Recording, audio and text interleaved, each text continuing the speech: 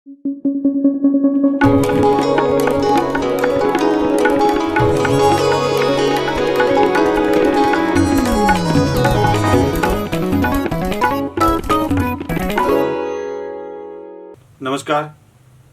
आपण सध्या कोरोनाची स्थिती आहे म्हणून सगळं कोरोनाच्या विषयावरच बोलतोय. पण आज थोडंसं राजकारण सोडून चिंता, देश आणि अर्थकारण या विषयावर बोलूया. खरं तर मी कोणी अर्थतज्ञ नाही किंवा आर्थिक विषयातल्या बऱ्याचशा गोष्टी कळाव्या असा मोठा व्यक्ती नाही. पण तरीही काही मुद्दे आपल्याशी चर्चेला आलोय. म्हणजे मी हे सांगत नाहीये, हे चर्चेला मुद्दे देतोय. आपल्या देशाची, प्रत्येक राज्याची आर्थिक स्थिती खराब होणार आहे हे नक्की आहे. एका मोठ्या आर्थिक संकटाला आपण सामोरं जाणार आहोत हेही नक्की आहे. काही उपाययोजना ज्या मनाला सुचतात त्या मी मांडण्याचा प्रयत्न करतोय. अर्थात यात सगळ्यांचं सहकार्य अपेक्षित आहे. या उपाययोजना तुम्हाला कशा वाटतात ते देखील नक्की कळवा आणि त्यात काही त्रुटी असतील तर त्या दुरुस्त करायलाही हरकत नाही, कारण मी अभ्यासू नाही या विषयातला, एवढंच मानतोय. पहिली उपाययोजना करायला हवी आणि मग एकदा मी 4 उपाययोजना सांगणार आहे आणि त्यानंतर एकेका विषयाचं स्पष्टीकरण करणार आहे. पहिली उपाययोजना मला अशी वाटते की पुढच्या 3 महिन्याकरता शासकीय कर्मचाऱ्यांचे वेतन गोठविण्यात यावं, विशिष्ट वेतन करण्यात यावं, ज्याच्यामधून वैद्यकीय, संरक्षण आणि पोलीस या 3 सेवांना बाजूला ठेवण्यात यावं. दुसरी उपाययोजना पेन्शनची म्हणजे निवृत्ती वेतनाची एक रक्कम नक्की करून बाकी वेतन गोठविण्यात यावं आणि तेवढंच निवृत्ती वेतन देण्यात यावं. पुढचा मुद्दा आहे कामगारांच्या विषयामध्ये. जे खाजगी कामगार आहेत त्यांचं काय हा प्रश्न असेल. खरं तर त्यांना वेतन देणं उद्योगाला कठीण आहे, म्हणून ESIC आणि PF यांच्यामार्फत निर्वाह भत्ता कामगारांना देण्यात यावा. चौथा उपाययोजना आहे सर्व कर्जांचे पुनर्गठन करण्यात यावं. पुनर्गठन म्हणजे नवं जुनं नव्हे, पुनर्गठन या अर्थाने की जर एखादं कर्ज 12 महिने मुदतीचं असेल तर त्याला 15 महिने मुदतीचं करण्यात यावं आणि 3 महिन्याचा कालावधी हा लॅप्स करण्यात यावा, तो गृहीत धरू नये, त्याच्यावरचं व्याजही होऊ नये. आता आपण एकेका मुद्द्यावर येऊ. शासकीय कर्मचाऱ्यांच्या पगाराची आकडेवारी म्हणजे निवृत्ती वेतन आणि पगाराची आकडेवारी ही सर्वाधिक आहे, हे आपल्या सगळ्यांना ठाऊक आहे. महाराष्ट्रामध्ये 1 लाखच्या वर कोटी रुपयांच्या वर 1 लाख कोटी रुपयांच्या वरची रक्कम ही केवळ पगार आणि निवृत्ती वेतनासाठी लागते. आपण असं गृहीत धरूया की राज्याचा किमान पगार म्हणजे मिनिमम वेजेस जे आहे ते साधारणतः 18,000 रुपये आहे. आपण हे मिनिमम वेजेस सर्व स्तरावरच्या शासकीय कर्मचाऱ्यांना व अधिकाऱ्यांना 3 महिन्यापुरतं देण्यात यावं, 18 ते 20,000 रुपये, आणि उरलेला पगार हा गोठविण्यात यावा 3 महिन्यापुरता, जो 3 महिनेच गोठविण्यात येईल आणि मग नंतर तो सुरळीत होईल.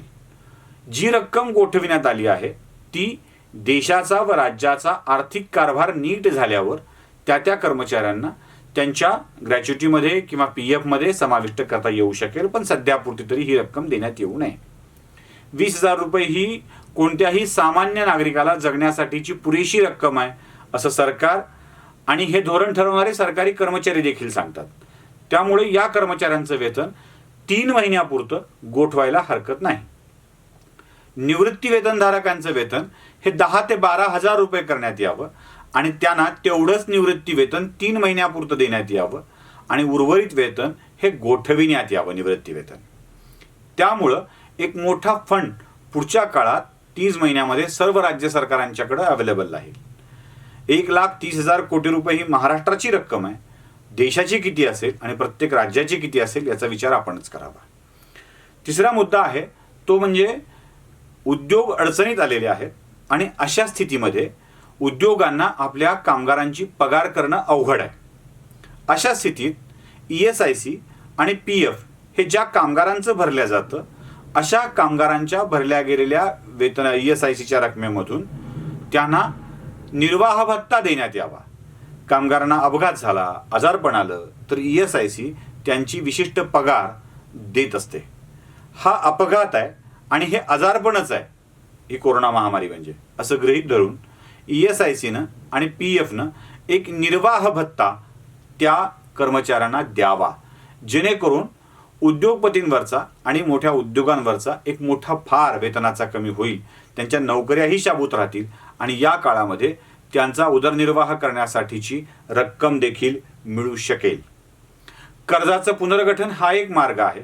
म्हणजे लायबिलिटीज आहेत म्हणून पैसे द्या, म्हणून पगार द्या असं जे म्हटलं जातं त्यातून एक मार्ग सुटका निघेल. ते म्हणजे पुनर्गठन केलं, 3 महिने लांबवलंच सगळं प्रकरण आणि 3 महिने ही वसुलीच थांबवून टाकली, करायचीच नाही हे ठरवलं, तर लायबिलिटीज उरणार नाहीत आणि त्यासाठीचे पैसे आवश्यक आहे अशी मागणी करण्याची गरज पडणार नाही. म्हणजे साधारणतः 60 महिन्याची फेड असलेलं एखादं कर्ज 63व्या महिन्यात फेडलं जावं आणि या 3 महिन्याचं व्याज आकारण्यात येऊ नये अशा स्वरूपाचे आदेश देखील देता येऊ शकतील. पैसे जवळपास आपल्यातल्या बहुतेक यंत्रणांच्याकडे अवेलेबल असतात. म्हणजे महाराष्ट्राचा विचार केला तर महाराष्ट्र कामगार कल्याण मंडळ, महाराष्ट्र बांधकाम कामगार कल्याण मंडळ, महाराष्ट्र घरेलू कामगार कल्याण मंडळ अशी अनेक मंडळं अस्तित्वात आहेत, ज्यांच्याकडे हजारो कोटी रुपयांचा निधी पडून आहे आणि ही मंडळं कल्याणकारी योजनांवरती आपला निधी खर्चत असतात. एकेका मंडळाच्या विषयी सविस्तर माहिती मी तुम्हाला सांगणारच आहे की किती हजार कोटी रुपये हे खर्चत असतात आणि कोणकोणत्या कार्यक्रमावरती जात असतात. म्हणजे महाराष्ट्र कामगार कल्याण मंडळाचा निधी हा हजारो कोटी रुपयांचा निधी हा करमणुकीच्या कार्यक्रमांवरती खर्च होतो.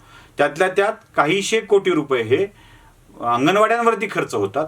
हा निधी थांबवून कामगारांच्या कल्याणासाठी, सदस्य कामगारांच्या कल्याणासाठी वापरला गेला तर उद्योगपतींवरचा एक मोठा भार कमी होईल आणि खऱ्या अर्थानं कामगारांची नोकरी शाबूत ठेवून त्यांच्या कल्याणाचा मार्ग अवलंबल्याची पहिल्यांदा कृती या मंडळाच्याकडून होईल. अनक्लेम्ड रक्कम हा एक मोठा रक्कम आपल्या सगळ्यांच्याकडे पडून आहे. म्हणजे जशी कामगार कल्याण मंडळांच्याकडे पडून आहे तशी ती LIC कडे पडून आहे, तशी ती PF कडे पडून आहे, तशी ती ESIC कडे पडून आहे. ही अनक्लेम्ड रक्कम सुद्धा या कारणासाठी वापरली जाऊ शकते. एकूणच देशाचा गाडा सुधारायचा असेल तर आता सरकारी कर्मचाऱ्यांना देखील आणि सर्वच वर्गाला थोडंसं योगदान देण्याची वेळ आलेली आहे.